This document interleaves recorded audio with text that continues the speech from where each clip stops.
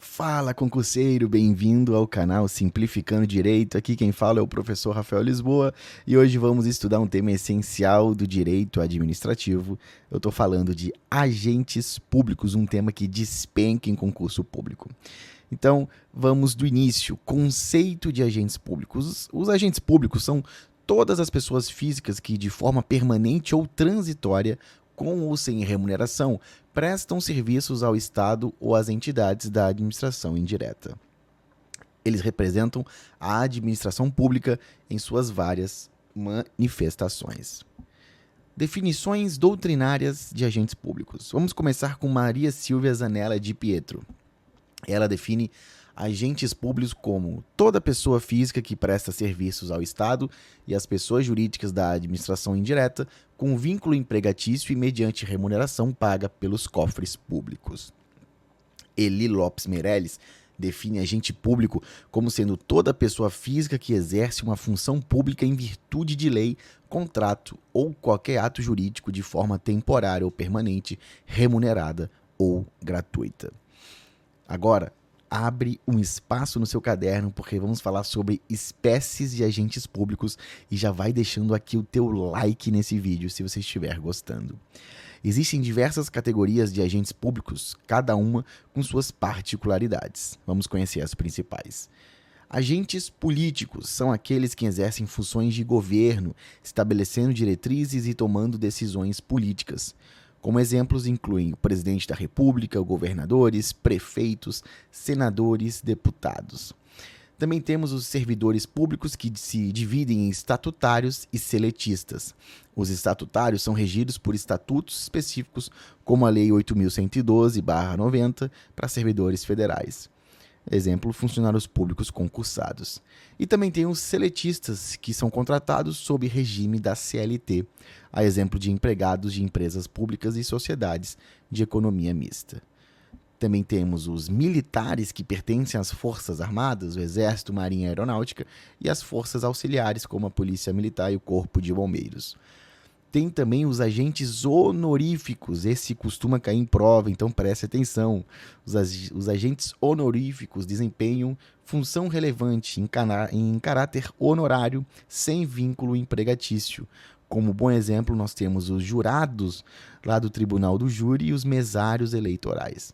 Também existem os agentes delegados, que recebem delegação do poder público para executar atividades de interesse público, mas em nome próprio, exemplos, leiloeiros, tradutores públicos, e também os agentes credenciados, que recebem autorização para representar a administração em determinado ato ou atividade específica. Como exemplo, representantes em conferências internacionais. Agora, um dos temas mais importantes dessa aula são os agentes de fato. Toda prova de concurso cobra essa questão.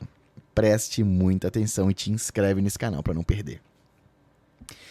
Agentes de fato são pessoas que exercem funções públicas sem possuir um vínculo legal com a administração pública, seja por desconhecimento ou por situações de emergência.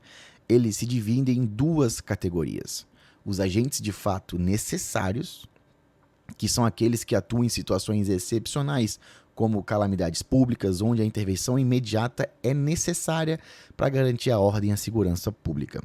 E também temos os agentes de fato putativos, que são aqueles que exercem funções públicas acreditando estarem legitimamente investidos, mas que por algum vício na investidura não possuem legitimidade. Agente de fato putativo não possui legitimidade. A administração pública, de boa-fé, aceita seus atos como válidos para proteger terceiros de boa-fé. Preste muita atenção nisso, certo? Exemplos de agentes necessários são, por exemplo, um cidadão que durante um desastre natural assume temporariamente funções de coordenação e resgate devido à ausência das autoridades competentes. Também, exemplo de agente de fato putativo, é uma pessoa que ocupa um cargo público com base em uma nomeação posteriormente anulada por algum vício administrativo, como a falta de concurso público. Agora vamos para as diferenças entre cargo, emprego e função pública. Mas antes disso, te convido a conhecer os mapas mentais penais aqui do Simplificando, porque são mapas incríveis para você dominar o direito penal, tanto a parte geral quanto a parte especial. São mais de 10 mil alunos que estão adorando os mapas. Fico muito feliz. Para saber mais, clique aqui no link da descrição ou no primeiro comentário fixado. Então vamos lá, o que é um cargo público? A definição encontra-se no seguinte aspecto: é um conjunto de atribuições e responsabilidades previstas na estrutura organizacional que devem ser cometidas a um servidor. Características: criado por lei, com denominação própria, número certo e pagamento pelos cofres públicos. Um exemplo é um professor de universidade pública. Emprego público é um pouco diferente. O emprego público é um vínculo de trabalho regido pela CLT, com direitos e deveres definidos pela consolidação das leis do trabalho. Características: contratado por empresas públicas ou sociedades de economia mista via concurso público.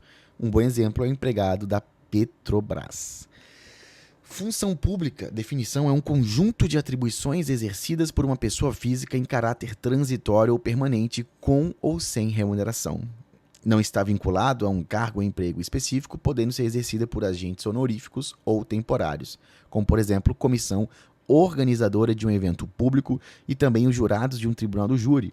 Se você é um empresário e é chamado para atuar como jurado, você está prestando um serviço público, você está exercendo função pública e não haverá remuneração, mas é um caráter público porque você está administrando a justiça. É muito importante também saber disso. E aí, pessoal, ficou claro o conceito de agentes, suas espécies e essas diferenças entre cargo, emprego e função? Muito importante isso, é crucial você entender todo esse sistema. Se gostou do vídeo, não esqueça de curtir, compartilhar e também se inscrever no canal, porque a sua força aqui é fundamental para a gente continuar crescendo no YouTube. Um forte abraço.